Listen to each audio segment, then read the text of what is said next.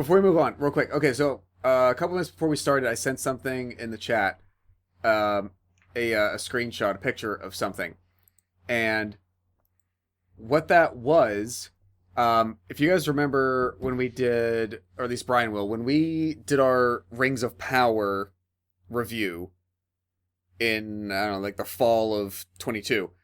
At the time, I had said that it made me realize how much I remember enjoying reading the Silmarillion, and I'm finally going to go back and read it. It kind of motivated me. Oh, this was great. But it's taken me like 3 months to slag through it. On the picture that I sent you, the very first name that he mentions, Numenor, he says like, oh, in like 7 iterations later, in the tongues of some particular elven tribe, it became known as Numenor. But the very first name that Tolkien gives it is Andor. I saw that. Spelled the same way. Isn't that weird? Discuss. I don't think it's weird. I think it's just very clearly stolen. Star Wars stole from Tolkien. That's what we get. Yep. I mean, obviously, I guess I first read it literally like 20 years ago this summer, and didn't know that level of detail whatsoever about the Star Wars universe, and probably passed it right over. Didn't catch me at all at that time. But literally just this afternoon. Andor wouldn't even have been a character yet, because he was a character created for Rogue One. So it wouldn't have been until Rogue One came out. Oh, that's right. Was, He's a person, not a place, too. Yeah. Well, still. Seems like more than a coincidence to me. I just love how Josh's point was like, Andor's a place in Star Wars, and it's a place in Lord of the Rings, and you're just so peripherally oblivious to Star Wars that you completely forgot it's a person that had a series named after him that you have watched. Because it seems like you would name the series after a place. Like, where's this shit going down? It's going down on Andor. Oh, I know why. To a Seinfeld voice. No, isn't it? Wait, is it? And is what's the deal with Andor? It's a person. It's a place. Isn't Endor? Is Endor somewhere different? Endor is a moon. Yeah, there's a moon of Endor. Which okay, is that's where Return of close. the Jedi is. Okay, it's close. That's where those little Ewoks live. That's right. As we all know, those are basically hobbits. Hobbits of space. They got hairy feet. That's true. Tiny feet, but still hairy. Still hairy. Yep. Still hairy. I'll give you that.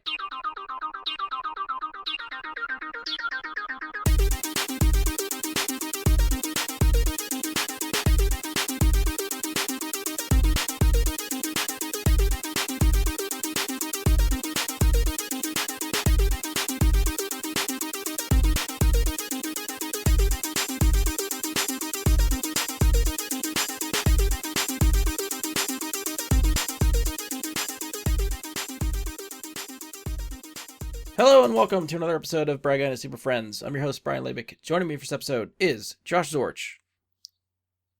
I don't have a quippy comeback. I like the X-Men. Yep, so as do we all. Yep. And Ian Leidick. I'm the Juggernaut, bitch! Josh, you should have took that one. That was an easy one. That was low hanging. Yeah, I mean, that's what we're talking about today, the oral history of the Juggernaut, bitch. Did that just... the only thing I remember that from is from that one YouTube video. Is that where it originated? That's what it's... Yeah, Okay. That's what it's from. Okay. And they did... the website The Ringer just did an oral history on the video. A written one. About the two guys who decided to just randomly record themselves making fun of shit and were very surprised when it got super popular. This is a literal quote from Juggernaut in X-Men 3. So yeah, that's what they were really happy when they're like, oh, they stole it from us! Hell yeah! All right, so as Ian so eloquently started the show, we are here to talk about X-Men 97. So this is the sequel series to the 90s X-Men cartoon. It has been the crown jewel, I think, for a lot of us 90s kids that grew up watching Saturday morning cartoons. I think between, X-Men, Spider-Man, Batman animated series, we were spoiled little kids in the 90s. I did kind of want to start, I guess, with you guys and kind of get a baseline for X-Men as a whole. Like, I don't know if the original cartoon is kind of where you got into it, if that's not something you watched, if you had another point of entry, whether it's another cartoon series, because there were a few different iterations, comics, movies, something else. Josh, I assume you are from the era of the 90s cartoon? Definitely. It came on in, I think, 1992. I probably picked it up on, Fox Kids TV before school or right after school, whenever it would air, in, either 92, 93. Probably took me a while to understand enough to follow it, but it was dynamic enough, and there was a lot of different characters who just did like supernatural cool stuff. And I stayed with it as long as I feel was like practical at the time, because like you never knew. I mean, growing up like the 80s and 90s, you never knew where you were in the series of something unless you religiously figured out how like understood, especially as a child, when it aired every single time. And then eventually if it would go to syndication or reruns, like reruns in the summer between seasons, and you're like, well, wait, I already saw this one, but I don't know, am I in the middle here? So I probably never saw originally past like season 3. But then around, it was like kind of like the dawn of Netflix streaming, those early years, they had, somehow they got the rights, the licensing deal to have this on Netflix in like 2010, 2011. And I rewatched all of it at that point. Okay. But that has been the last time. I haven't seen it in over 10 years. And you didn't have any like peripheral knowledge of X-Men? That's your first exposure, is that cartoon? Had nothing. I don't even know if as a kid I might have understood like they're comic books, but I never read comics, and so that was it. And after that, I never. By that point, I was getting into high school, late middle school, high school, and so if they had additional animated series that followed that, that passed me by. I wasn't spending my time that way or watching the networks that carried them in that way. Yeah. But then when the movies started coming out, I was there automatically. Yeah. Ian, where's your entry point for X-Men? So I know at some point I had seen some of the like original X-Men 90s cartoon, but like I wasn't even 6 years old when it stopped airing. So like it's not like something I would have watched regularly. For me, it would have been X-Men Evolution, which was the show that started in 2000 and aired for like 3 years, which I think was kind of the inspiration costume-wise for like those original X movies, where it's more the black and red outfits and not like blue and yellow and stuff. It's more, that 2000s extreme edge, brother. We're hanging 10. Matrix leather. Kind of. Yeah, exactly. They probably did a Bullet Time episode, I'm sure. So that was like my entry point, I think, to the X-Men. Outside of, I probably played the arcade game too at some point. Oh yeah, because I think everyone did. Absolutely. I think that got big for everyone. And then this the same time as I think X1 came out in 2000 as well. Mm-hmm. So that's kind of all coalescing into my first X-Men experiences. All would have been around the same time from like a couple different points hitting me, I guess. Okay, nice. Yeah, I guess Josh and I are a little bit more similar. Grew up watching the 90s cartoon. I think I sort of peripherally knew about X-Men because I grew up 2 houses down from Andy Stoles and Matthew, his brother Matthew. So that guy that's on the show? Yeah, that's that guy? Yeah. But yeah, him and his brother introduced me to X-Men. Like they had talked it up to me where it's like, this is cool, you should get into this kind of thing. And then through them, I started watching the show.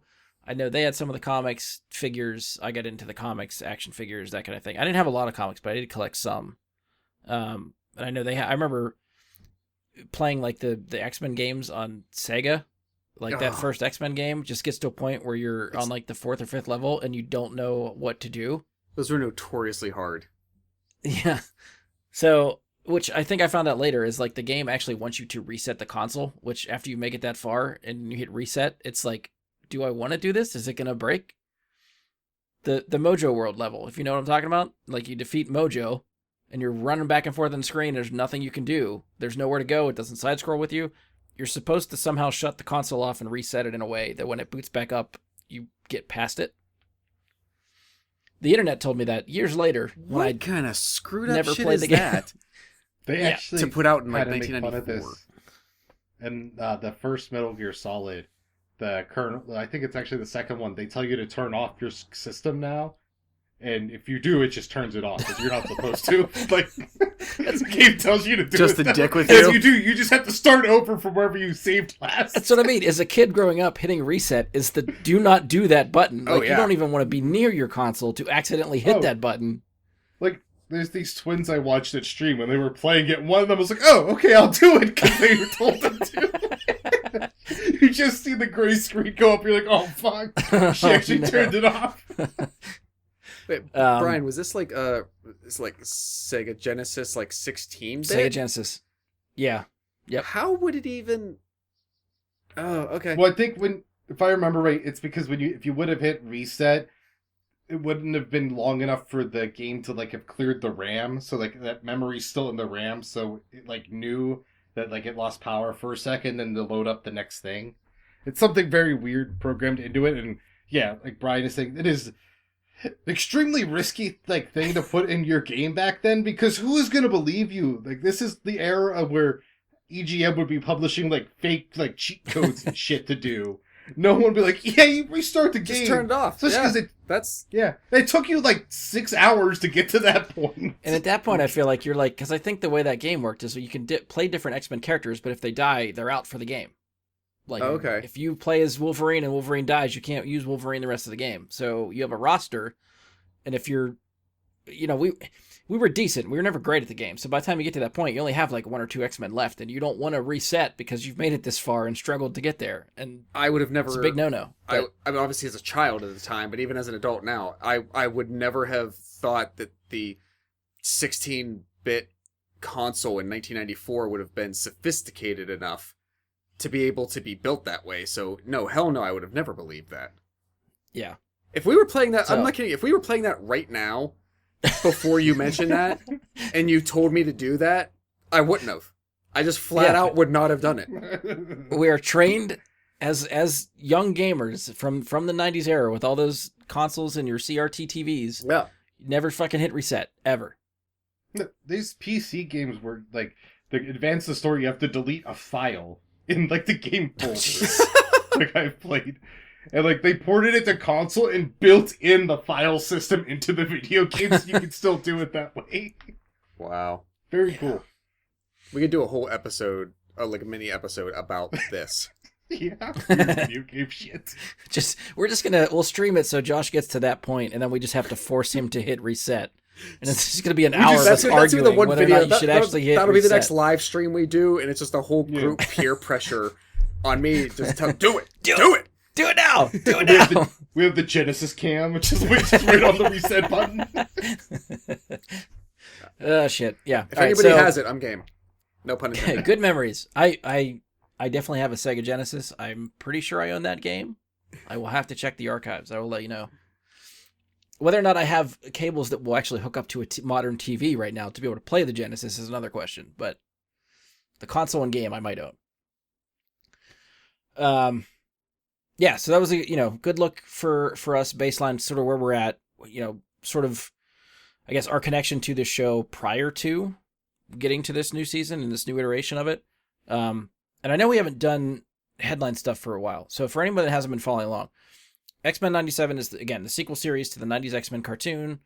They had a showrunner, his name was Bo DeMaio, or DeMaio, who was really championing the series. He was a fan of the show, loved the characters, was working on the show, I think, since 2020 or 2021. Right up until about a week before the show premiered, and then he got fired. It's still not clear why he got fired. Like, Marvel is not talking about it, he's not talking about it, so I don't know if between the two of them they had to sign some sort of NDA for that whole thing, but he is no longer involved in the project. He got as far as writing the first 2 seasons, and then obviously being the showrunner helped polish season 1 and get it to where it is to get released. So he's been back on social media kind of talking about the season as we were going, kind of like, hey, these episodes are coming up. Brace for impact for a couple of these. These are like not, I don't know if he was doing like required reading stuff, but he was recommending like, hey, if you want to get ready for next week's episode, here's a couple episodes from the original series you should watch before this to kind of get a baseline of maybe what's going on or things that might tie in. So that was kind of cool. But so I guess we'll see, because there's not a lot of details again, why he was fired, how I don't, at this point, if he wrote scripts for season 2, we're going to work on season 2. It'll be difficult to know, I guess, whether or not they actually use his scripts for season 2.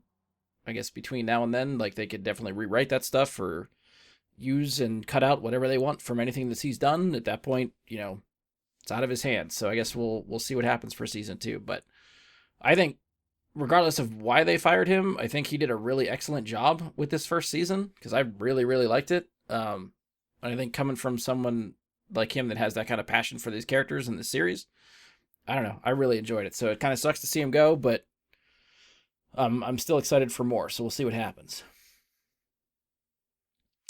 I guess we'll get into sort of just like overall, again, sort of when we talk about seasons, movies, episodes, and that kind of thing, we'll try to talk like general spoiler-free up top.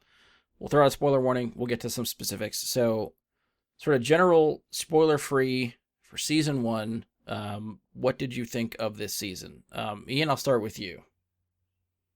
I really liked it. I thought is that I didn't really remember much of anything of the original X-Men cartoon outside of the 9-minute video called Juggernaut Bitch. So a lot of it was, not new to me necessarily, but I didn't, I guess, even necessarily realize it was going to be a direct continuation of the series and not just inspired by it. Kind of, there was that X-Men run recent of the comic books where they did kind of like the X-Men 90s for a little bit. Okay. I can't remember off the top of my head now what it's called. And a good thing that stuck out for me the most was the fact that Cyclops' voice sounded like that PSA dad, like a dad in a PSA, like coming in to tell you not to jump on like a trampoline that's got 10 holes in it or something. It's just like you felt like such a dad kind of like voice, and that's kind of his role, I think, early in the show, which was nice because I'm so used to just like Scott Summers is like the Antichrist. I feel like of X-Men. People fucking hate the guy. I know. Like every time I hear people talk about him, they're all like, "Yeah, I can't wait till he's just like fucking evil, like so I could really get into hating him." And it sucks because I'm such a Cyclops fan that it's like he gets so much shit for so long, even in the movies. Like he gets nothing to do in the movies either. But anyway, I digress. That was nice. I really enjoyed it. Like it was nice seeing just high definition animation of this quality. That's still kind of the throwback to that point in time, but like it's not in 360p made by the cheapest studio they can find in Asia, like someone actually got paid to draw this. Josh, what do you think of season 1? Spoiler free. So if I remember the original series that is now kind of called X-Men 92, if people call it that, I think that ran for 5 years. There's 5 seasons of that. And that's why when this was coming back, they called it 97, because that was the year that the original show went off air, so this is kind of picking up. And I did not get a chance, as I said earlier, to go back and watch 5 seasons worth of programming. But I remember from I think the cold open you used on the Godzilla Kong review episode that you guys did was a lot talking about the show. I think the first few episodes had been out, and Andy, it sounded like, if I remember, had kind of jogged through a rewatch of the original show at that point. So I was coming back to it like, what do I remember? I remember like some of the more high level storylines and arcs that were involved in the show. Within the first 10 minutes, I wouldn't say they hit nostalgia buttons, because I don't think they relied on that necessarily. But this is going to sound strange. Like there's 2 or 3 or maybe 3 or 4 things that really put me right back in the headspace like a time machine. One, Ian hit on immediately, the animation style and the look of it.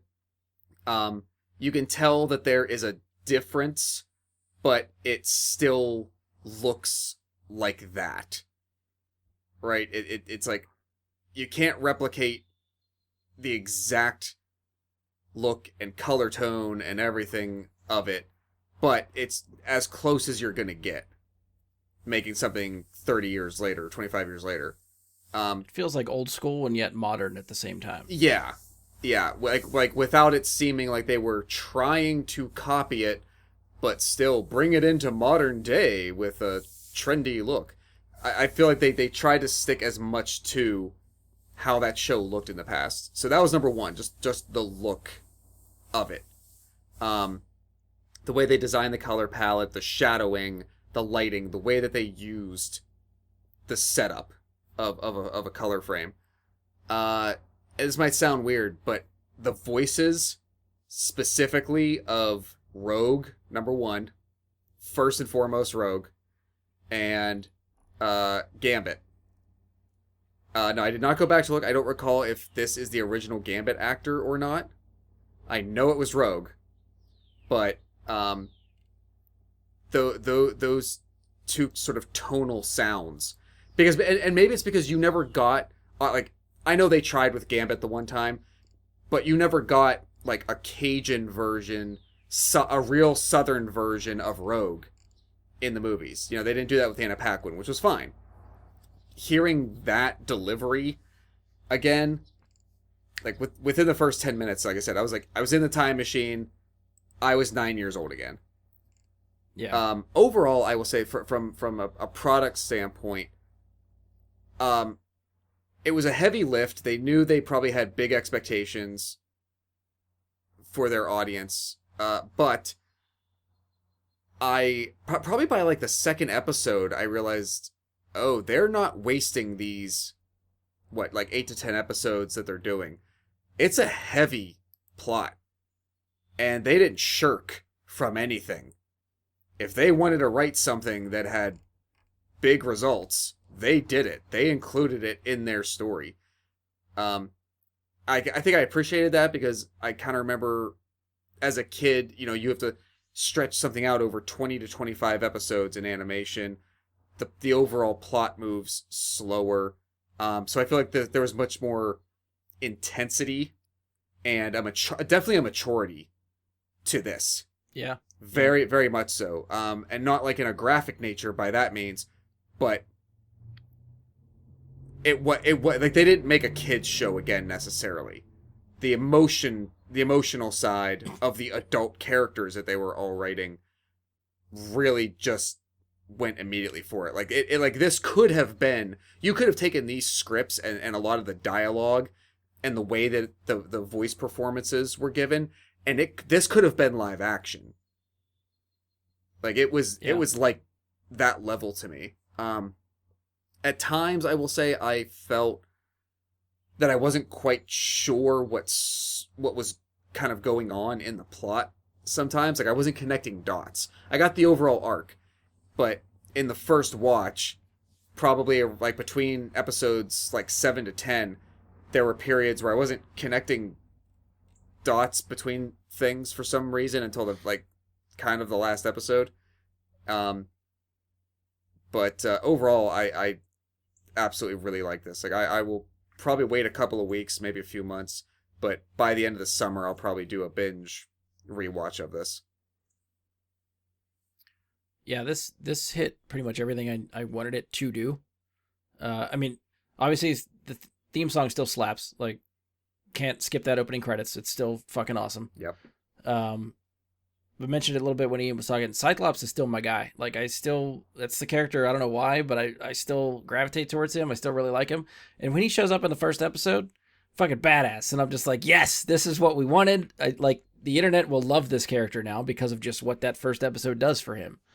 And he has definitely more to do in this series than I felt like he did in anything else, whether it was the OG series, the movies. I think he got shortchanged a lot in every single one of them so far. Obviously, I think he has more storylines to do in the comics and has some pretty cool arcs and stuff to do. So I'm really curious if they start leaning towards some of those things that I kind of know happen in this series, if they continue for a couple seasons.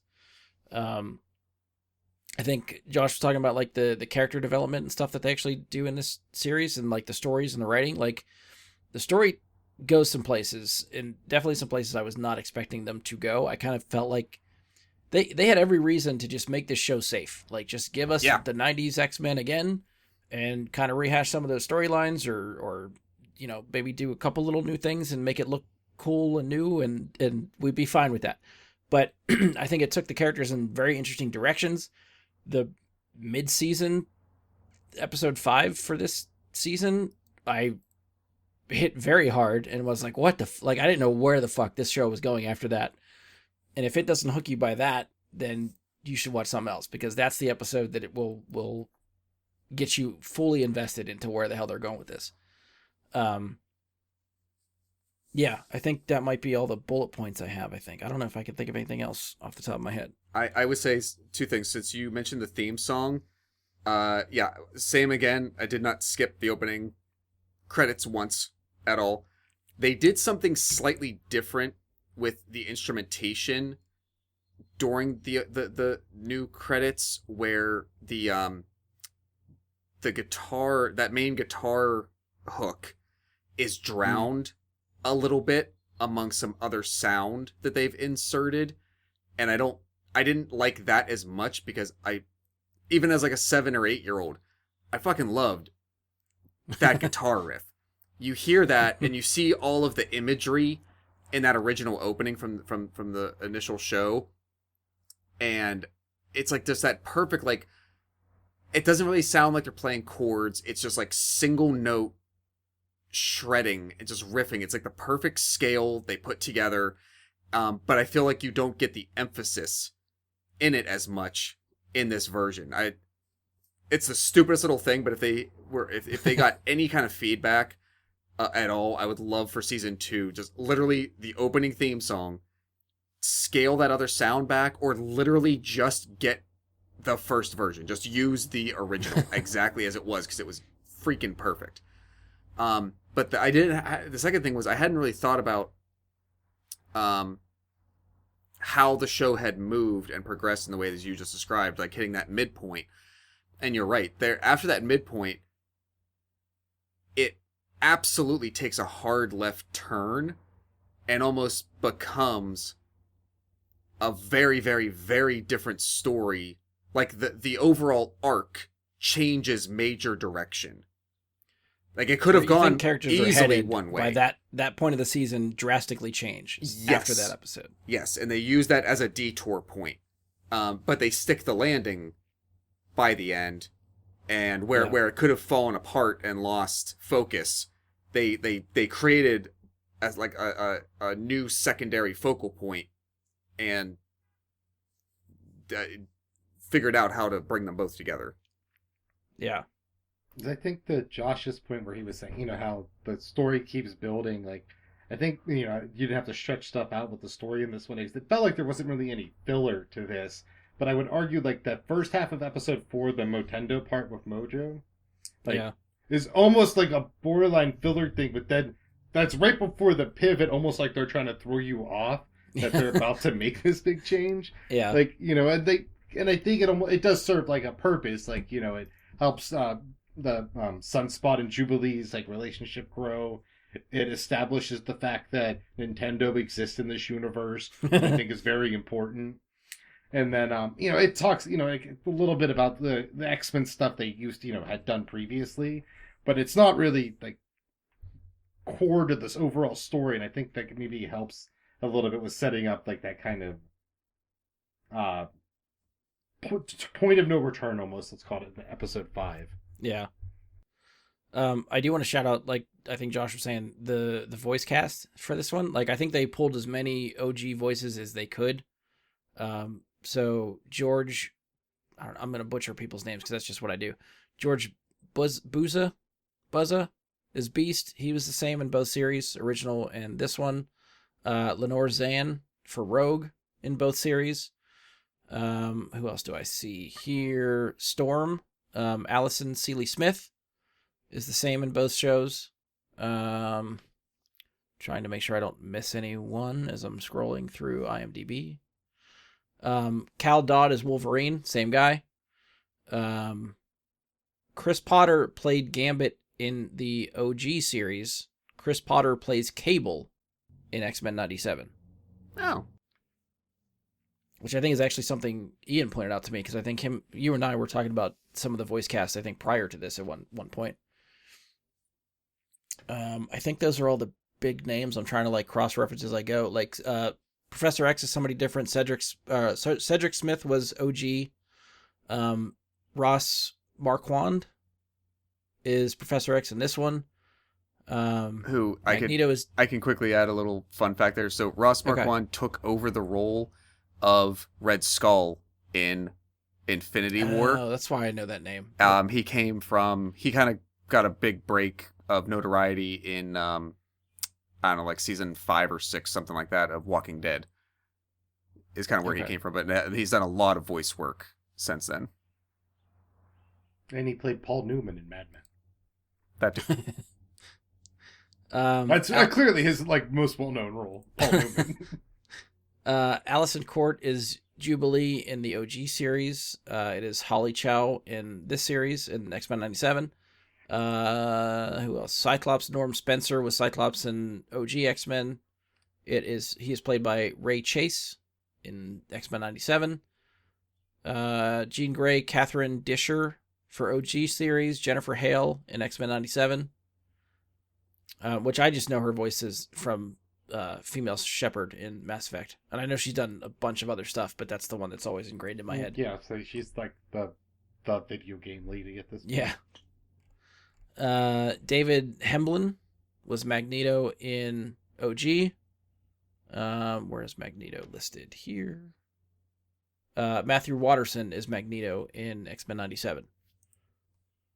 Who else we got? Is that the only person that died? David Hemblin? I think that's the only original cast member. I thought the voice actor for Cyclops, I thought Norm Spencer had passed as well, but I don't actually know that for a fact. You're right. Yeah. They both passed in 2020. Okay. I think those are all the big ones, because I don't think Bishop is the same, which Bishop wasn't in every episode of the OG, so I'm like scrolling the list trying to find him. All right, I can't. There's too many listed in the OG series to try to pinpoint them on the list. It's not the same person. Okay. Philip Atkin was the original. Okay. Thank you.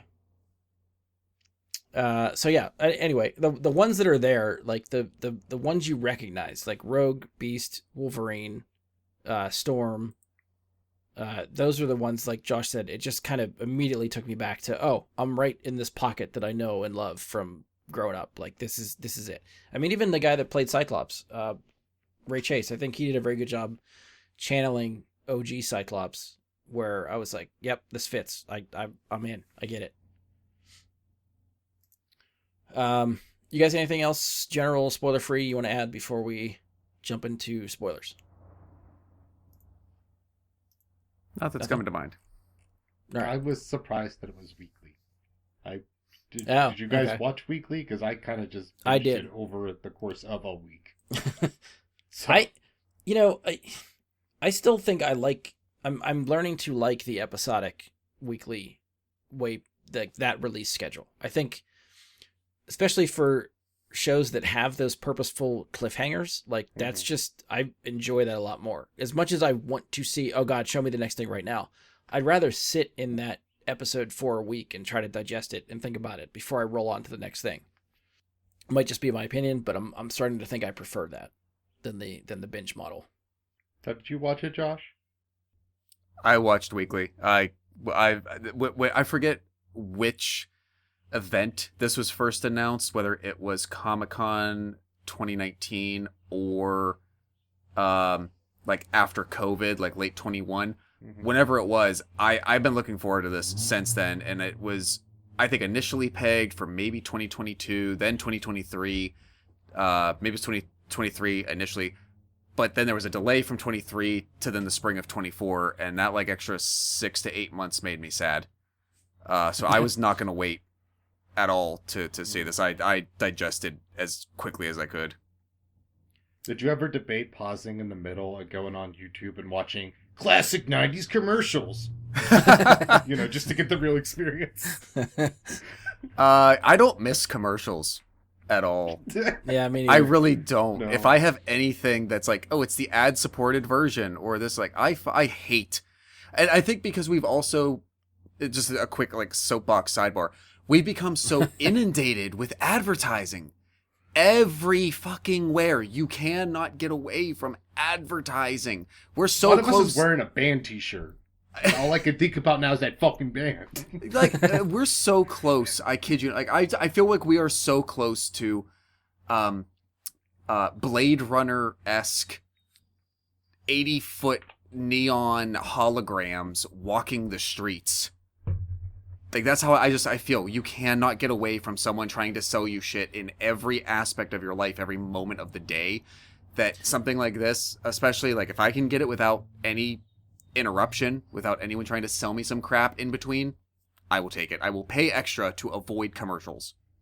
you know what I'm suddenly thinking about too is every time I went to the Disney Plus page to watch this show, did you notice there was a button that said buy merchandise? Right there. Did you click Oh, that? was there? on the I X-Men 97 tab. I haven't Yeah. paid attention. It's right next to like play next or play or whatever. Yeah. Oh, is it? I was tempted because I don't know what it redirects to, but I don't want to. No, there's a store built into Disney Plus now. As I Oh, did click it. I 'cause thought it was just going to open curious. up, like, try to open a web page somewhere or something, but Well, I was on my computer when I did it anyways, Okay. like on the actual website. But Yeah. it opened it up like in the already website I'm in, and yeah, it's just like t-shirts and keychains and shit. okay. So there you go, Josh. More advertising for you. Nope. At least that I can avoid. Like, if they're putting it there and they want me to click in, okay, fine, kind of. But that's an option that you're Remember like, when they opened up I the have to go fridge and you choose. saw the Olive Garden? What? When you open up the fridge and they open up the fridge in the show and there's an Olive Garden bag in it? I missed that. I missed that completely. It's not in the show. But Oh. Son of a bitch. I actually kind of would have appreciated different that cartoons. almost. All right, let's get into some spoilers. All right, so from this moment forward, we'll get into spoilers for Season 1 of X-Men 97. If you have not watched the show and finished the first season and do not want spoilers, pause this now. Come back after finishing the first season. Otherwise, we'll continue and we'll definitely ruin some shit for you. So either way, spoilers to follow. Spoiler! Spoiler! You know, something like that. All right, so we are into the spoiler section. I know there's probably a bunch of stuff we could talk about. I'm going to just start with, sort of the episode we were sort of skirting around in general spoiler-free stuff. But episode 5, right? We get a character death that I was not expecting. And I didn't think they were going to do it until like a split second before it happened.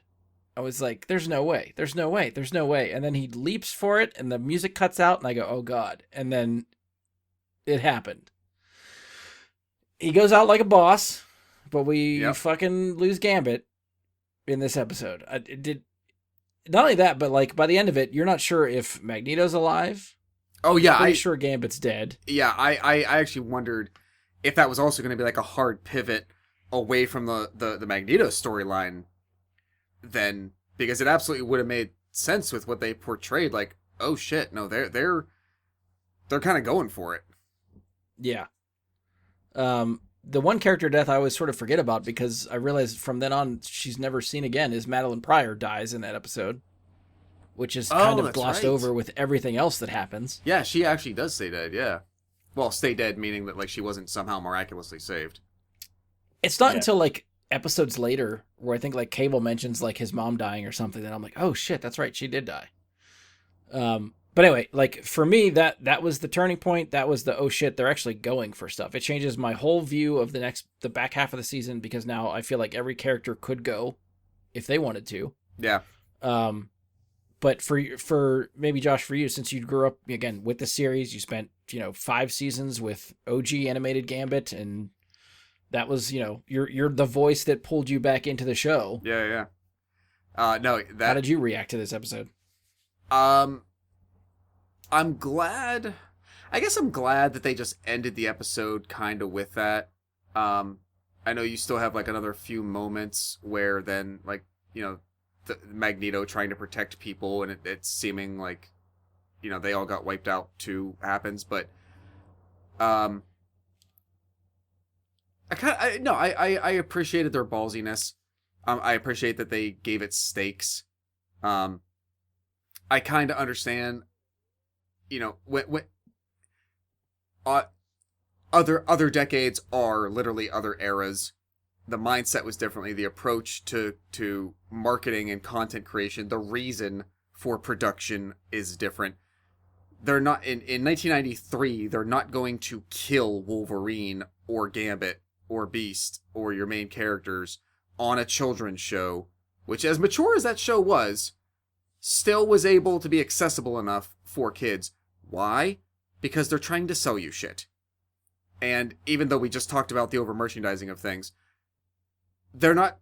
Maybe I just don't pay attention to kids stuff as much anymore, but I don't think I think as much the expectation has changed that you can create things for the MCU, for instance, where a villain doesn't last or a character dies off eventually in some way, but that doesn't have to be the last time that they make an action figure or put a face on a t-shirt.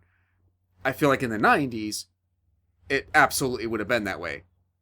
So you never would have had to experience something like this. And yeah, I'm just glad that I think it's one thing we've talked about with the MCU at various times, and a lot of big franchises of pop culture, whether it's comics, sci-fi, etc., giving it stakes, making it feel like there's actually consequences and real. If this was the real world, not everybody makes it. Not everyone whose, quote, story you're following makes it.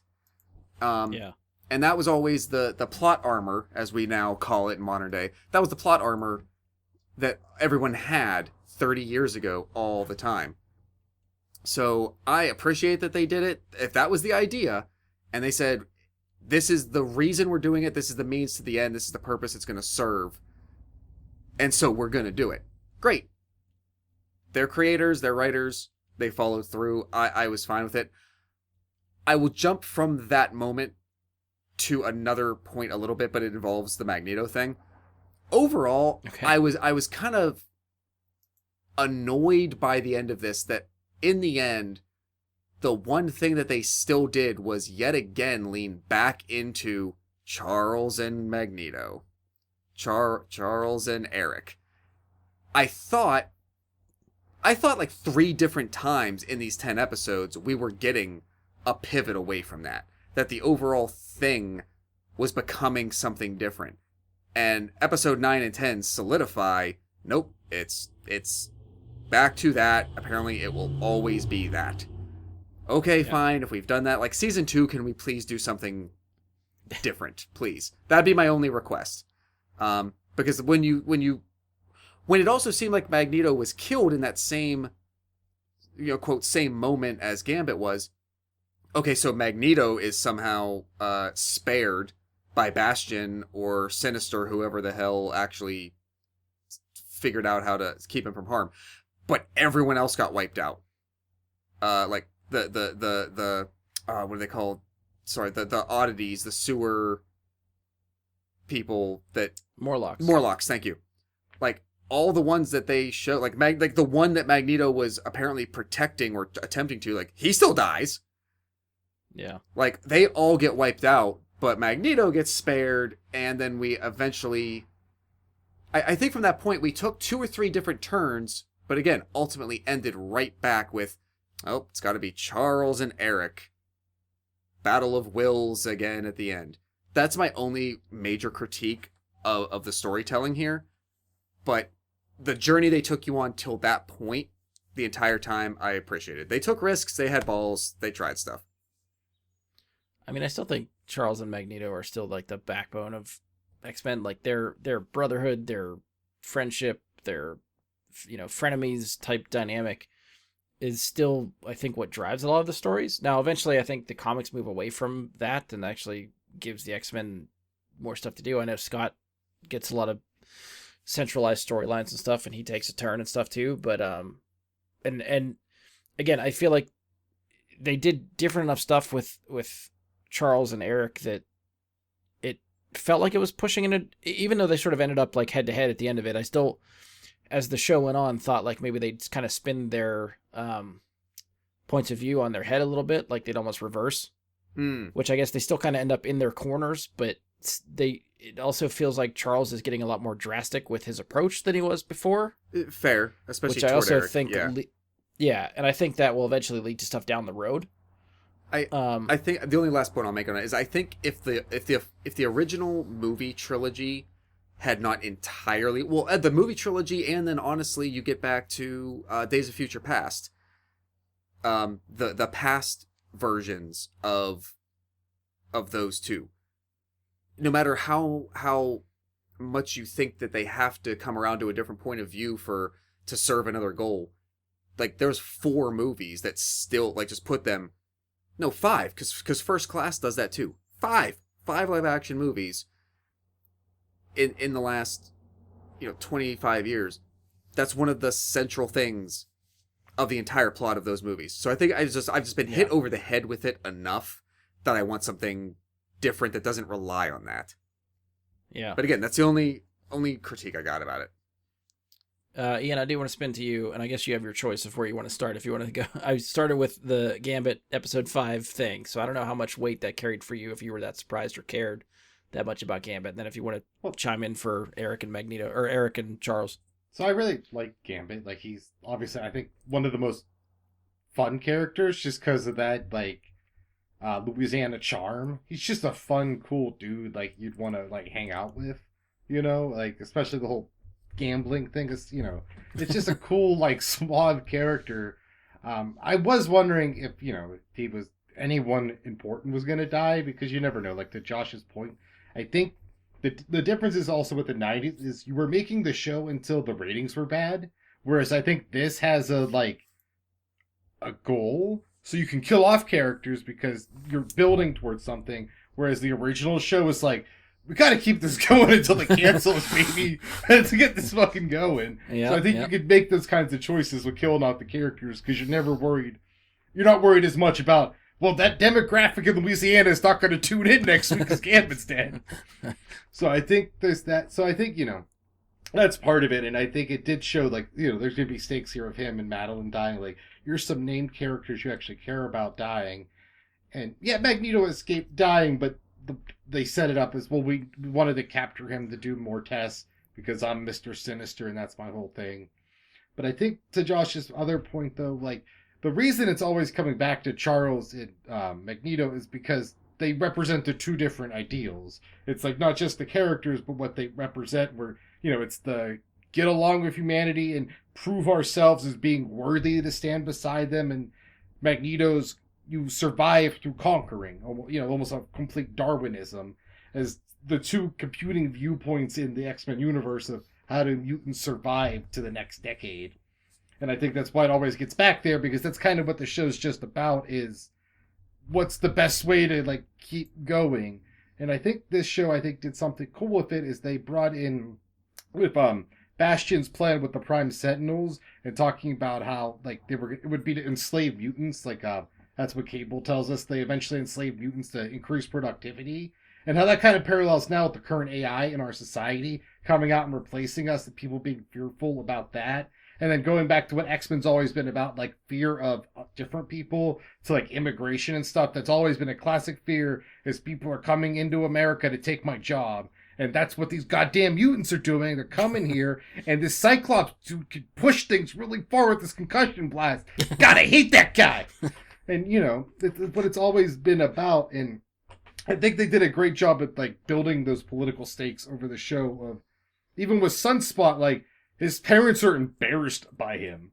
They don't, like, he's a prop at best for them. Like, oh, look at our cool son, like, doing cool things. And it's like, okay, now that people know he's a mutant, go with that police officer. You're going to prison. Like, that's it. Like, like, that's what's best for the family. And I think this show did a really good job of keeping that in mind. I think I had talked to Brian before. Someone complained, there's too much politics in X-Men, which is always a weird complaint. They're like, there's this anime called My Hero Academia. It's like X-Men without the politics.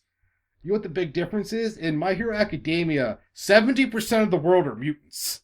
X-Men would be a lot different if the mutants were 70% of the population. Like, that's already a political statement you're making then at that point. What happens when we get to that next level? And I think that's what I really like about episode 5. It's their turning point It's you could say it's almost like their Kristallnik, their Night of Broken Glass, where we finally just try and wipe out as many of them as we can to push us into a world without mutants. And that happened only halfway into the series. I was not expecting that, I'll say. I thought it was going to take a little longer, and then I was surprised over the last 4, 6, 7, 8, 9, 10. The stakes seem to keep rising. Oh, it's not just Mr. Sinister. It's not just this Bastion. It's like Prime Super Bastion. Like almost like a Dragon Ball Z level of escalating power going on towards the end. And it just was a lot of fun, like how it kept building up after it hit that point. Like I think those first 4 episodes are kind of just like a nice nostalgia turn. Like, oh, this is a really cool show with the X-Men doing cool things. And then 5 hits, and it's like, oh, stakes rise and go, Charles is coming back. And Magneto's like, no, everyone, Dark Ages, no power. Like, we're going back. And I just really enjoyed it, yeah. It's kind of funny to me that, like, episode 5, like, 75% of that episode, you're caught up in the drama between the love triangle with Rogue, Gambit, and Magneto, and you're not sure where that's going to end. That's the drama for, like, there's no fighting. Like, that's where the episode's pulling, and that's where you're invested. And then suddenly shit just hits the fan very suddenly, and then you're still trying to get your feet under you, and then Gambit dies. And you're like, what the fuck just happened? Well, like, actually, I think that's similar kind of like to Dune. Like, I think the intrigue... So here's some Dune spoilers. So the intrigue of Dune, I think of that, like, let's say part 1. Let's just talk movie. The part 1 of the movie is like the assassination attempts on Paul and his father, and then just trying to figure out the new social dynamic. They meet with Stilgar and talk about how they can help out the Fremen and like work together maybe to collect more spice. And then out of nowhere, the Sardaukar attack and blow everything to hell. And that's how that movie ends. I think it's kind of a similar thing to there. Just out of the blue, like explosions start happening, and it's like, oh shit, everything's falling apart. yeah. And that's why they ripped off Dune. I just realized this. They ripped off Dune. Dude. Fucking Star Wars and X-Men. I mean, I guess we talked a little bit about, Charles and Eric, but like Magneto specifically, I think goes through an interesting arc in this show. Like putting him in charge of the X-Men and sort of trying to, I don't know if force is the right word, but like kind of put him in the position where he's trying to push forward Charles's dream, which isn't his. He's trying to, do good by his friend that died. Well, I think that's the thing, though, is they do have the same dream. Just their means of getting there is different, Okay, yeah, I'll give you that.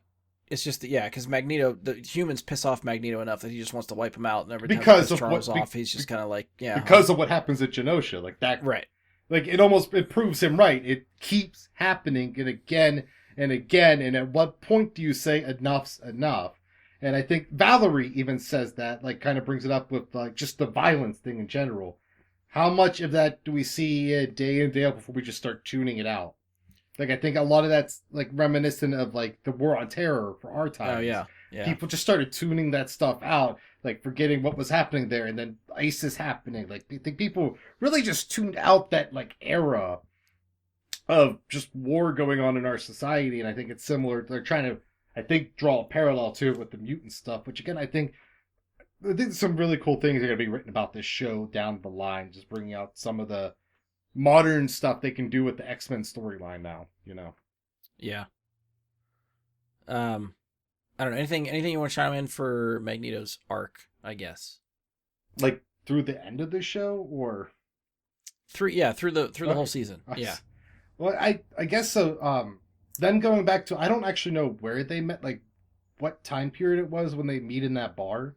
I don't know if you guys know. I almost felt like it was like maybe like because it couldn't be. I thought it was like, that's what I was wondering. It was like, it couldn't be the World Wars because they're not. The time doesn't work. Yeah. So it can't. Korea maybe. Nam maybe. Otherwise, I don't know. Yeah, I think I mean, that is like the one thing, if you look at X-Men First Class, that they kind of got right with a timeline that they kind of adhere to with this. Like, it's probably, well, you figure, like, Magneto's storyline is that he's a teenager for the most part, young man. Maybe, like, at youngest, he might be like 12 to 13 during concentration camps in the Holocaust. So he's not going to be, like a full grown, kind of adult man until like at least say 1950, the early 50s. So I think you're right with that Korea guess, like somewhere like mid to late 50s, around there, 60 at the latest. Because I was wondering too, like how many people you would even recognize that that's a Holocaust tattoo he has. Like I'm anymore? Just wondering, like, yeah, I was just because I don't know how many people remember, like they were actually tattooing people, like Jews during the Holocaust. Mm-hmm. Like, is it, so I didn't know if that threw people off. And I think that's also with his story. I don't know how much you guys know about different comic book stuff, but there is the storyline where Charles Xavier goes in to like resets Magneto's mind. I thought that's where they were going by the end of this. Yes. Yeah, so there's a version of the story where Charles ends up getting all of the negative emotions basically of the two. And I feel like they could be setting that up. We don't know because it kind of ends before we find out the aftermath of resetting Magneto's mind. So I'm curious of that because they set up like 5 different endpoints, I feel like. We'll get to the very end of the season and some of the stuff that could be coming up. So I'm wondering then for Magneto then if that becomes, if he can reset now to where he is at. Is he now at where he was almost at the beginning of the show, like willing to take on those challenges again of working with humans? Or is he at the my best friend mind crushed me into like not like unfucking humanity? Like where is he at like on that scale right now? It's my biggest question, I feel like. Outside of some of the for Magneto, my biggest question is where is he? Like, how's he feeling? Which I feel like, from a story standpoint, you want more drama, right? The more drama I feel like would come from Magneto remembering everything and trying to, having to deal with, hey, my best friend tried to just mind murder me. Yeah, time step for mind murder. Like that's a good fucking album title. Josh, anything for Magneto's arc you want to add? Maybe not add in. Again, I'm a little sad that the conclusion of his had to intersect with Charles's again, where they're the main forces at loggerheads to decide the whole thing. But I was I don't know, shocked, impressed. I don't know what the right words are. When the series opens with we're handing leadership and sort of ownership, if you will, of the X-Men to Magneto. That's when I immediately thought, like, in the opening, that, oh, this is going to be different. This is going to be something interesting. I'm not going to be able to telegraph most of what's about to happen. Because I didn't know where they were going to pick up from. I didn't know what their basis was going to be, their starting point. And from there, I think Ian made this point that he did.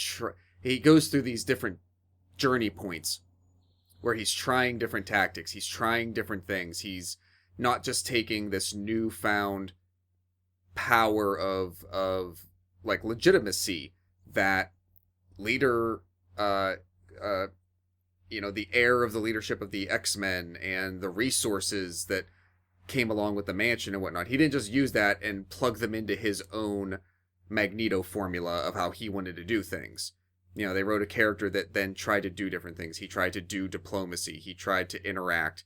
I actually thought that the breaking point was going to come in the UN, where the supremacists get in, the human supremacists and whatnot. Yeah. I figured that was going to be, oh, okay, here we go. They're just going to turn Magneto right back into his normal self. And it kind of did, but not nearly to the extent that I expected it to. Actually gives a hell of a speech to the UN at that point, too, at the end of the episode. Like, the monologues that they give him are really good. Yeah. Yeah. So overall, I was happy with it. I mean, he kind of disappears for, an episode or two after the destruction of Genosha before they reveal, like, oh, no, he's still alive. And then, episode 9 especially, and then 10, of course, really solidify where he's going to end and how that it's going to conclude for them. But overall, I think he was the most dynamic and the most surprising, probably. Everybody else, for the most part, even, our good guys, we talked about Charles kind of going more intense and things where he knew he needed to, but Magneto, more than anybody, had way more of a dynamic path and one that was way more unpredictable than I think anybody. Like Rogue might be second to that. Yeah. But other than that, I was happy with it. Because them establishing that her and Magneto had a thing and that there's some history there, that put their whole relationship on, was a path I didn't expect the show to go down, I guess. And obviously that helps raise the stakes for when you get to episode 5 and she's kind of have to choose between Gambit and Magneto and where that's going to go. And, you know, by the end of the episode, you're thinking she lost both of them. Right. And what is that going to do to her moving forward? And then I think it gives her it gives her a place where it makes sense that in like episode 8 or 9 when Magneto comes back and he's like, it's not working, whoever wants to come with me, and she chooses his side, whether it's for the history with him perspective, whether it's for the romantic feelings perspective. They've done, by that point they did a good job at setting the table so when she makes that choice, it's not just coming from a place of grief and wanting, you know, revenge, if you will, and whatnot. You've got all those different factors boiled into that. Yeah. One thing that I thought was surprising for the show is I feel like Wolverine is arguably one of the most popular X-Men characters out there, and he gets very little to do in this series. So far, at least. Season 1 doesn't really give him a lot of screen time. He doesn't have, I don't feel like, a lot of dialogue. He has some cool moments. And by the end of the episode 9, I guess it was, I didn't think they were going to go full on from the comics where Magneto rips the adamantium off of his bones and stuff, but they went for it, and I was like, oh shit! Like at the point where you don't think. I thought they killed him. I thought episode 9. I mean, given by that point that they already killed Gambit and like like thousands of other mutants, plus like a lot of civilians in other cities, like they did not skimp on death and destruction. If you really think about what happens in the show, so no, I thought that episode ended by them saying like he broke him, he destroyed him. I thought like Logan's dead. Yeah, Wolverine in the comics at least still. He recovers from that and then rolls around for a while with just bone claws to fuck people up and stuff. And I don't actually remember in the comics how he gets the metal back on his bones, but eventually that comes back. I don't know if Magneto just puts it back. No. Okay. This guy named Apocalypse does it. Oh, really? He makes him his Horseman of Death. Okay. But they also tease that Gambit might be the Horseman of Death. Yeah. So it's that's what I how got that's from the gonna end work. of that. Yeah. I'm very curious because they could go either way with it. Like, you know, because they set it up where, you know, both of the. I think that's another good thing is setting both of those up. It keeps you guessing because there's also a different another time, maybe the same time, where Wolverine, like, because of the bone, like not having the adamantium anymore, his healing factor like almost goes into overdrive because it's no longer like curing him against the poisonous metal in his body, and he like overheals almost into like a monstrous, like more like a Sabretooth kind of guy. It's like feral Wolverine or something. Yeah, like a feral Wolverine. That's another thing they could do with it too. Like there's a couple different ways for Wolverine to go based on previous comic books from this too. So that's I think a really good thing they did is keep that like open-ended and guess-worthy. I think it was nice though that I think they kept it in check. I agree that, I mean, again, it's only 10 episodes. It's not the 20 to 25, so you got to make choices. I was happy that there wasn't really any. I mean, maybe one was like around the 25-minute mark, but several of them were like over 30 minutes, 35 to 37 minutes. Like that's great. They told the story they wanted to in that episode. But as you said, hands down, easily the most recognizable, most popular of the X-Men. That, you know, and the animated show in the 90s helped that immensely. So the last 30 years has built that up. It would have been very easy to lean on, oh, let's just write in more Wolverine time, give him more lines, even if it's useless, just give him dialogue to say, and, you know, be a little curmudgeon and be a little bitch about things and whatever, you know. They could have done that, and I think that maybe showed some restraint, knowing these are the beats we want to hit along the way. But to that point, I will pivot slightly and say, did we really need Morph in the show at all? Does Morph might do the least amount. He's there to give you all the cameos. Pretty much, right? Yeah. That's how I got the Juggernaut again. Like, Yeah. like that's how Mr. Fantastic makes it in. Like, So some of these scenes I actually have to watch again because I could have sworn I thought, and it might have been even Bo DeMeo on Twitter talking about it or commenting on something, but I'm pretty sure I saw something somewhere that basically said, yes, Morph is in love with Wolverine. yeah, that's why he turns into Jean to say that to Logan at the end. That's more Morph confessing. Which is totally Yeah. fine. It's just like up to that point, But the character does extremely little in the Right, show. Like so I he don't know does if not it's need like to be that's- there. he's their More- comic relief. Yeah, more set up for maybe something that comes out later, and yeah, more the comic relief, I guess. Oh, and he was Angel that one time. Remember that? He was like everybody. Yeah. I will say that was I think it was so- just yeah. that was a fun I This think is it moment. was totally powers- just for cameos. Like, Well, this is a question too. I never thought I realized that I got the sense of when he morphed into someone else, he then gets their abilities as well. Did you guys take it that way too? Because I don't. I mean, remember that's the him way it ever was really very- doing stuff like that before. Very much in the portrayed show, this. that's what happened. Yeah, Okay, I mean, it happened because that like, felt new to me for the way his powers worked. I guess I think they're just playing loose with it. Like, you know, that's like, fair. Yeah. I think I it mean, was there- one of those, like, for me, I think I mentioned it to Brian too, because I was like, wait, how did he get the Juggernaut's helmet? Like, that's not how DNA works or whatever. Then I was like, I just went back to Mystery Science. He was like, it's just a show. I'm not going to think about it. I'm just going to sit back and watch. I mean, if you think about it, if you really want to take it in a weird way, like think of like the Skrulls, and in like their portrayal in Captain Marvel, Mm. like they don't Yeah. just change into a person; they can just adapt just into a. I was like, they could just adapt cells, right? So they could have any colored clothing or of any material, right? They just change whatever they want. I just took it as that. Like he's not just Yeah. changing into the appearance of that body. He's changing everything into whatever he wants the result to be. Yeah. Okay. All right, I'll buy it. Now the powers thing, again, like I don't know enough to know or really care. Like it didn't pull me out of anything. Like, wait a minute, if he did that, why doesn't he just turn himself into Magneto or into something else and just do the thing? Like I didn't care that much. It just they used them how they wanted to use them, but Yeah. He smashed Hulk one time. That was cool. Yeah. So that one, the only reason I'm okay with that one, I think, is because when you watch that scene again, every time the Hulk attacks, he's got that blue glow around him. Jean is powering up Morph when he attacks. Yeah. So it's not him channeling Hulk strength. He's being assisted by Jean. I thought you were going to say it's because he says Hulk smash every time. gotta say the magic word, the spell. Yeah. It's the only way it works. Bastion was a character I didn't really know anything about, and I kind of dug his villainness in this one. Like The I thought that was- delivery of the voice actor was so good for like that, with the type of villain they were trying to portray.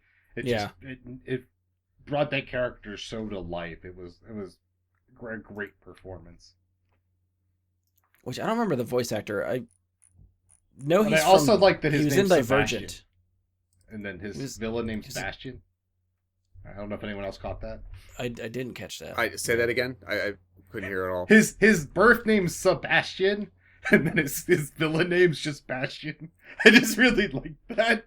You know, kind of like the Jubilee thing, just like slightly modify your real name, and that's your X-Men mutant name. But yeah, especially because I think Bastion has some type of like mechanical meaning. Because I know there's like a video game like that. But So Theo James is the voice actor for Bastion, who was in. Oh, Divergent. that's right. Yeah, I forgot about that. Yeah, he's been in a ton. Yeah, which I didn't reckon. Like either he's doing a really good voice, or I didn't realize that's what his voice sounded like. But I did really appreciate his voice. I think the voice for Bastion was really cool. It didn't seem like he was putting on a voice. Like he was making a character, but he wasn't Yeah. relying on. I mean, obviously there wasn't an accent, but like he wasn't relying on like an affectation because it's or a rhythm to his speech. To that, right? It just it 'cause he's through Frasier. his speaking, he created the persona and the way that he would speak, right? But yeah, he didn't like put on a like a gimmick, I guess I would say. Right. Do we think he's dead? Because I think he was trying to reach for them by the end of that, and then Asteroid M just kind of disappears and stuff, and then he's gone. Well, Did he go with them? Or is he dead? well, I think because even to like the Gambit point, but they mentioned Jean's died like 3 times, so Yeah. it's a comic book thing. So Yeah. maybe if he is, doesn't mean he's not coming back. That's true. True. Especially now that we're doing alternate timelines already and shit. Like, we've seen Cable and now we have another Nathan Summers. Like, Yeah. so, I think he's dead in that moment. And did you guys know Asteroid M? That's a real thing. It's an actual classification of asteroid. I looked it up. It's actually an asteroid. Asteroid M is an asteroid that has a high concentration of metal in it, which is why Magneto is able to control it. Well, that makes sense. That then. was very cool to learn. I was like, how lucky did they get that it was M? Because everyone's thinking mutant and shit. It's like, no, that just happens to be the one. The one metal asteroid. Let's get into the end of the season. So we talked about it a little bit. So we're definitely getting the teases of Apocalypse, and not just Apocalypse, but Apocalypse in what seemingly is 2 different times, because we get him in the past in the desert where most of the X-Men seem like they end up. We don't see him in the future where Jean and Scott end up, but are we left to assume he is the villain there as well? Yes, I think they might mention the last one's opposing him.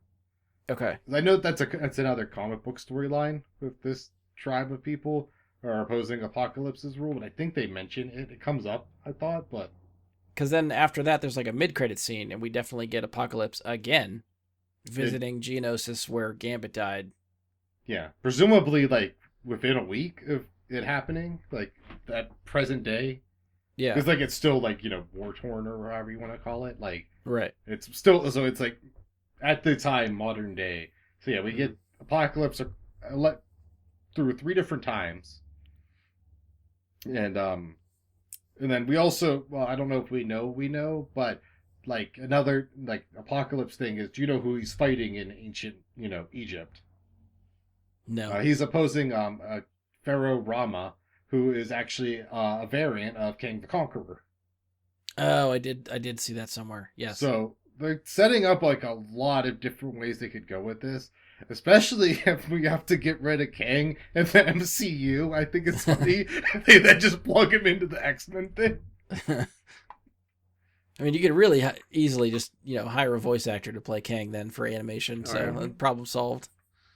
Yes, they're setting up a lot, and it seems like it could be really cool. The 3,000 years in the past, you have all the modern X-Men thrown back into the past and now have to adapt, especially because Charles doesn't. You can't just build a wheelchair, right? In 3000 BC, can you? I'm straight up Beast is there. Beast will figure it out.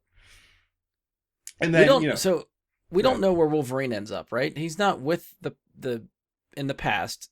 We don't see him with Jean and Scott. Is he just MIA? Well, because we also don't know where Morph is, right? Right. I don't think we don't know where they ended up either. Presumably, though, I'm assuming anyone we didn't see is going to be in present day. Yeah, that was my assumption. We know they weren't Jubilee next to the event, right? Where were they? Were they back at the house or who? Were they on the Wolverine? Morph and Wolverine. They were on. I thought they were on Asteroid M. They were, and then they were all trying to do something when the stuff happened. They were still there. That's what I mean.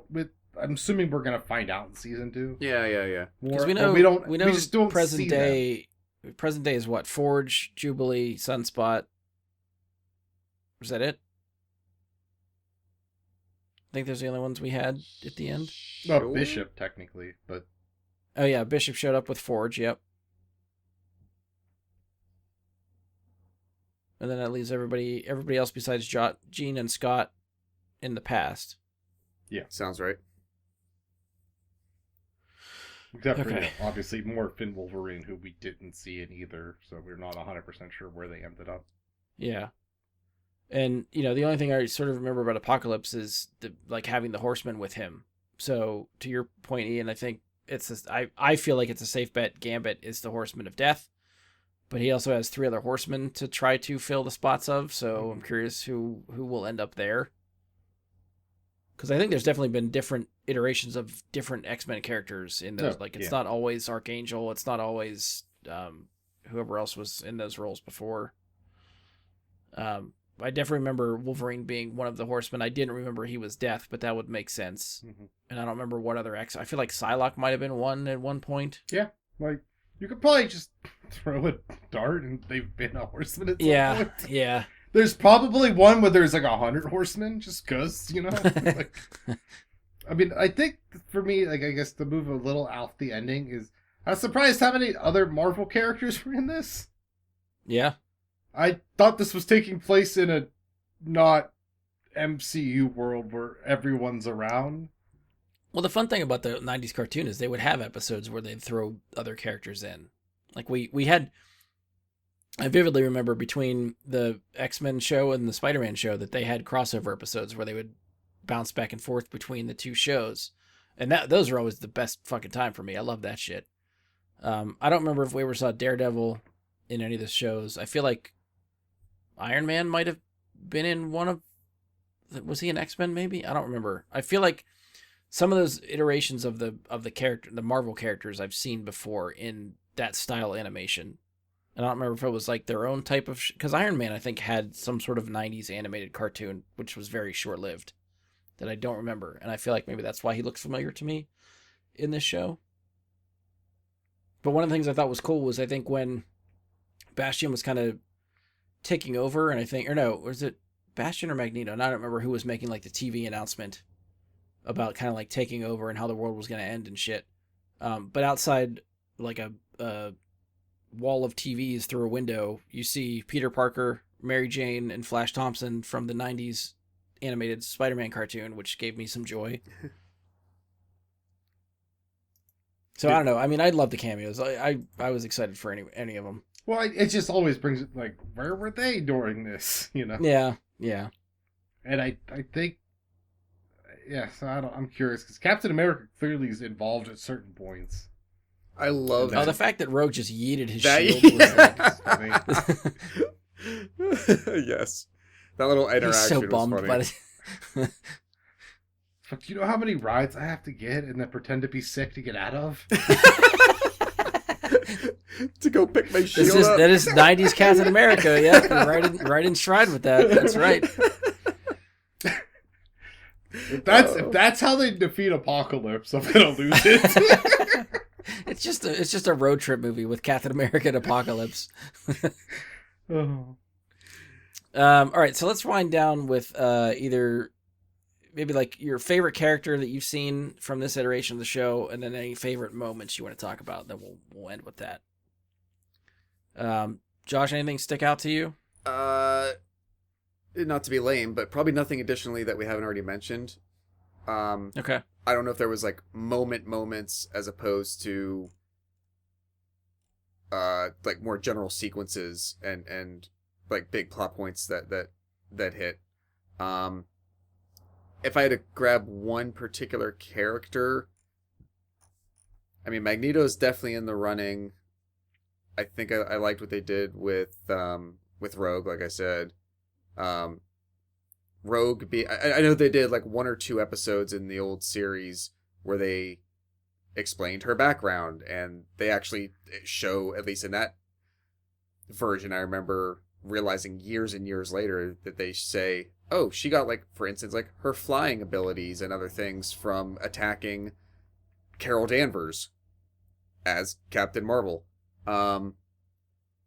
So, but otherwise, they never really put Rogue in like a bad light. She was never a conflicted or antagonistic type of character in the old show. So I like seeing that side of her and utilizing that way. Yeah. Since nothing else is coming to mind at the moment, I'll pitch to you guys, and if something else occurs, I'll chime in. Okay. We didn't mention him, but I love Nightcrawler. Oh yeah.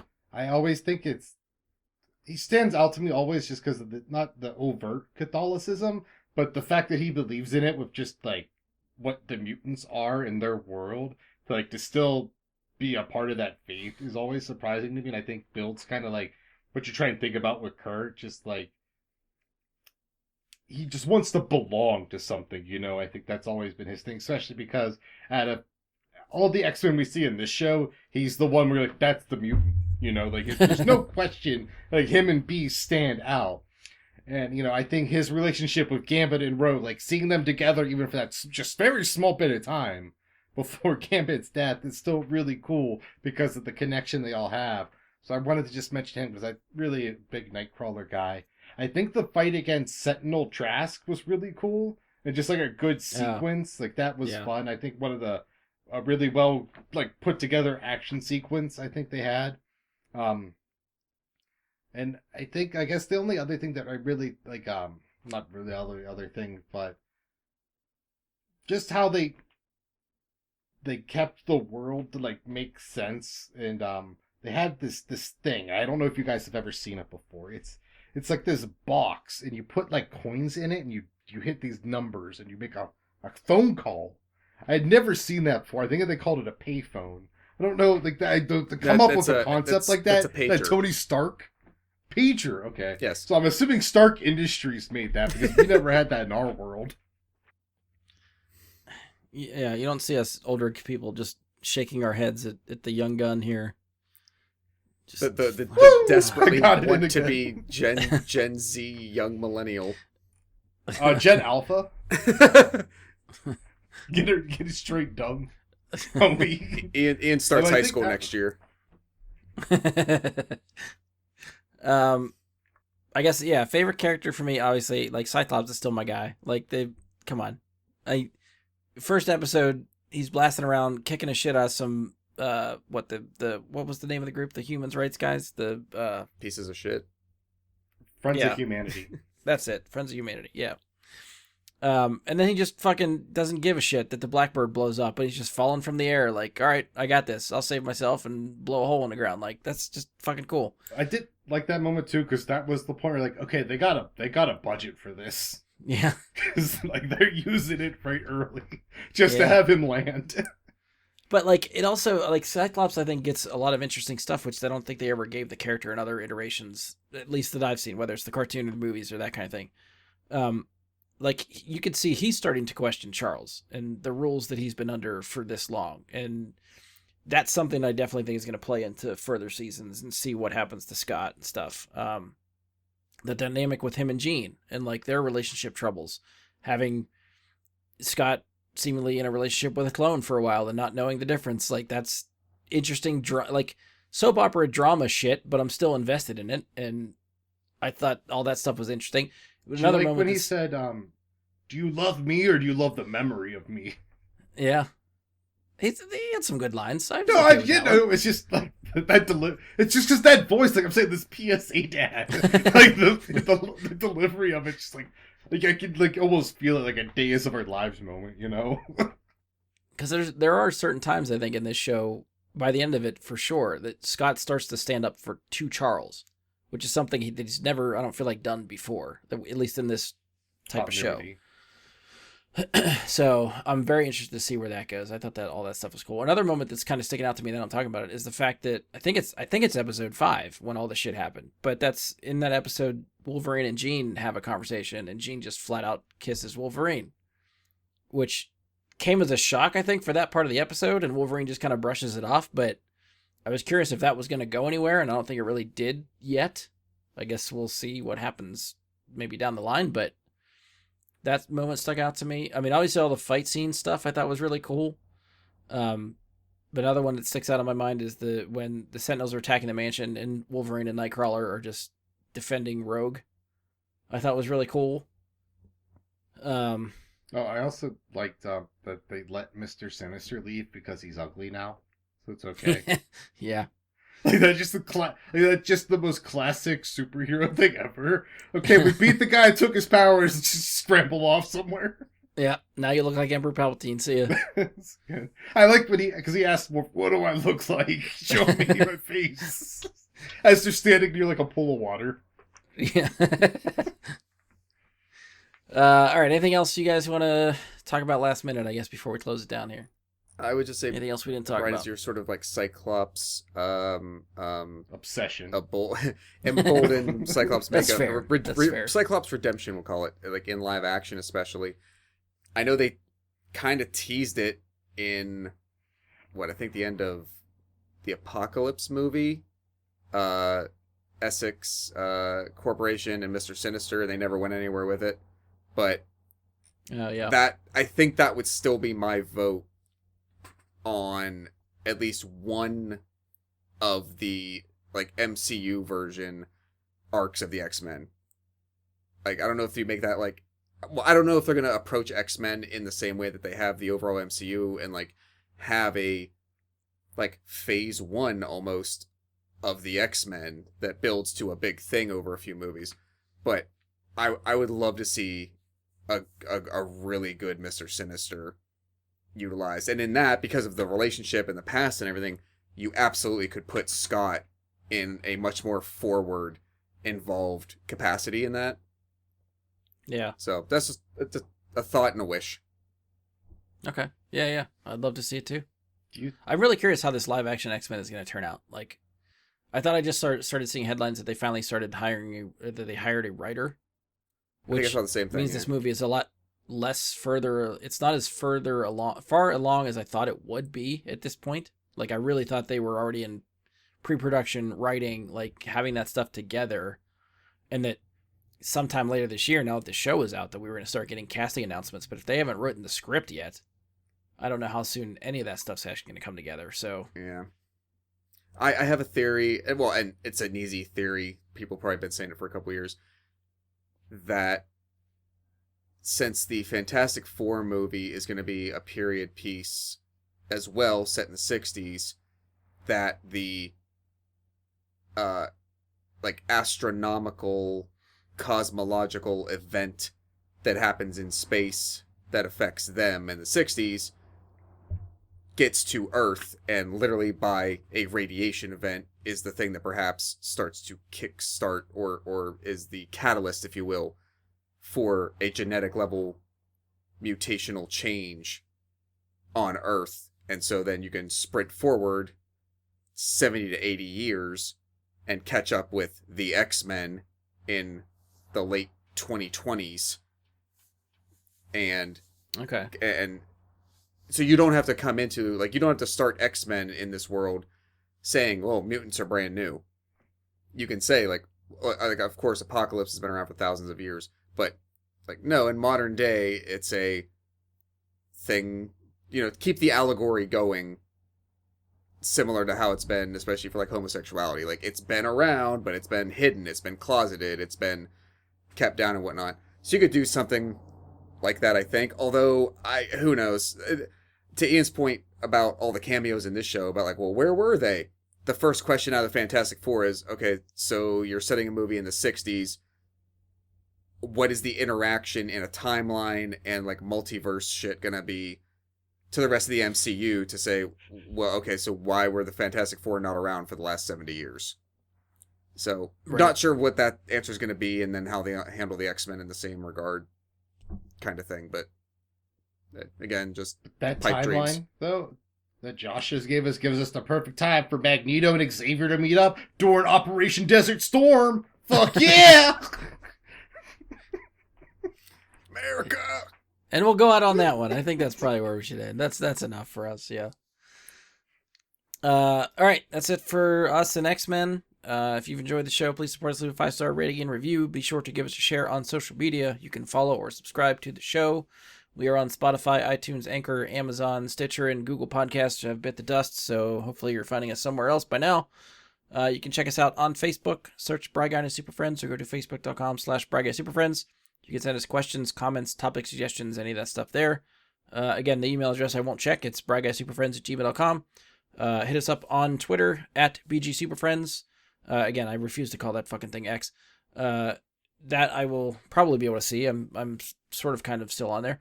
Feel free to follow me on Twitch. It's Jedi Bry Guy, Jedi with an I, Bry with a Y. Anytime we do another live recording, we will do it there. Anytime I decide to get around to streaming some games, I will also do it there. I've been saying for months again that I still owe everybody BioShock, that it's on the back burner. At some point I will get there, I promise. You're supposed to stream Andy's game too. I owe Andy a stream as well. Yes, I need to actually start streaming again. But I think that's it. On behalf of Josh, Ian, and myself, thanks for listening. We'll talk to you next time.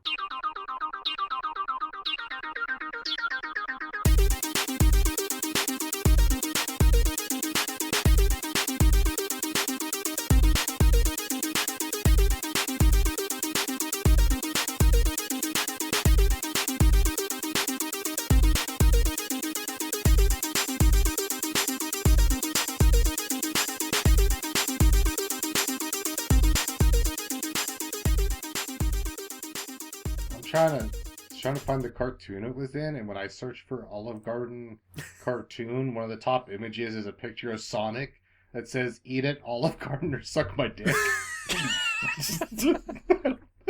It's the most random thing I've ever seen. That's the advertising Josh needs. Like, I mean, I don't need that to go eat at Olive Garden, but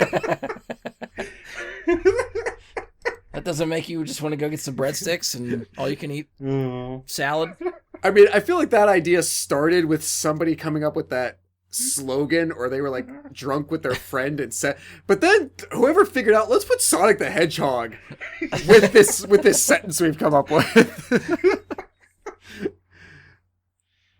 All right, I don't know how we're gonna pivot from there, but that's the cold open.